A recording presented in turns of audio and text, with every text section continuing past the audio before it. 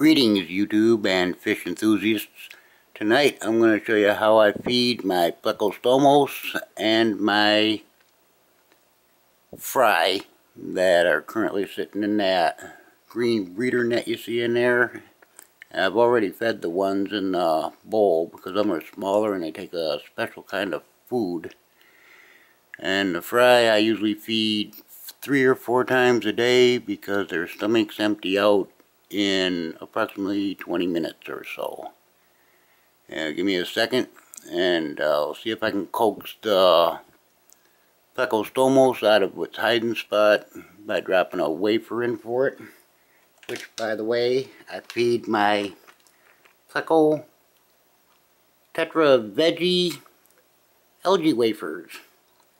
That way everything is done in one wafer without having to add zucchini, squash, or cucumbers, etc., etc., etc. in the tank, which cloudies up the water or makes a mess in there. And as you can see, my water is absolutely crystal clear. I like to keep it that way. So for me, this is a more efficient and cleaner method of feeding my Pleco. Unfortunately for the fry though, my water won't stay clear after I feed them because some of the food seeps through the net, and then my other fish in the tank here, as you can see, have a habit of eating the food that gets away. I feed my fry first bites by Hikari Tropical. Works pretty good. My fry dig this stuff, so do all my other fish. Anyway, let me get the wafer put into the tank for the algae eater. Maybe I can get it coaxed out from where it's currently hiding. I can see it right now. I don't think yous can, but I can see it. It's in the log there that the bubbles are coming out of. Let's see if I can coax it out. I'll drop a wafer in here for you. And away that goes. Sometimes I can coax it out, sometimes I can't. If you wonder where the wafer went, it's right there. Okay. Now give me a second. I gotta remove the lid in order to get to the fry. Okay, as you can see, I have the lid open on the tank. You can see some of the fry down in here. There happens to be 24 of them in this green breeder net right here.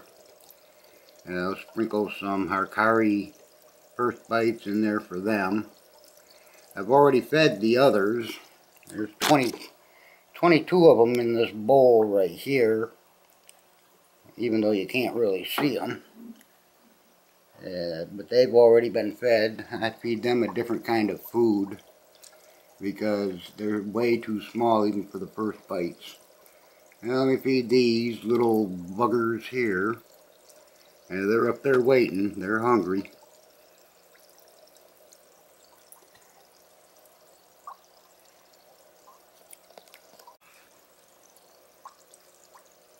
I just give these a couple of quick little taps of first bites. There we go. In a minute you'll probably see a whole bunch of them come up here and start eating.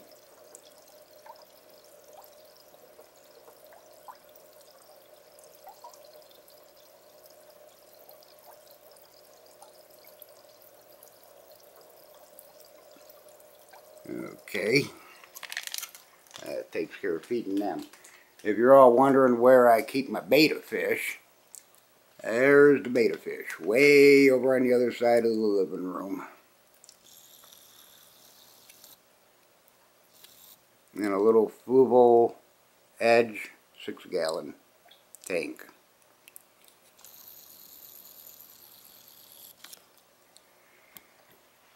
Okay, let's set this back down. Let's see if I can coax the algae eater out. Might take a bit time because it don't like the bright light from the aquarium. So I'm going to be quiet and we'll see if we can get that algae eater to come out from where it's hiding.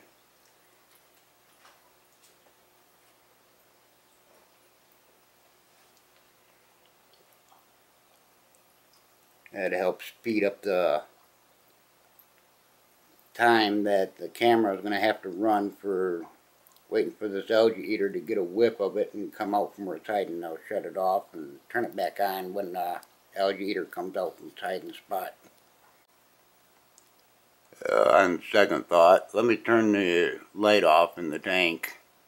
Since the Plecostomus is a nocturnal fish, it prefers darker light. I might still have enough light available to see the fishes.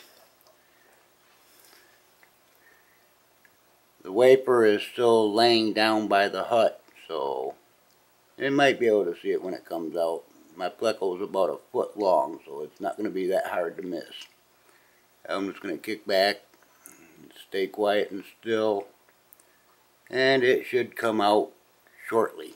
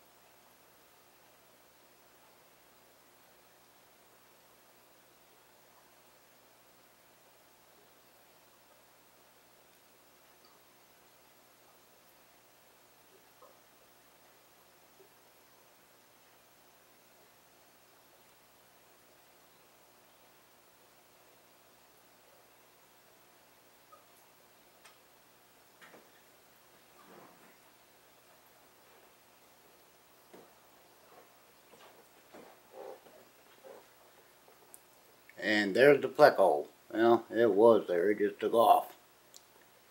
Oh well, that's how I feed my pleco and the fry. Have a good night.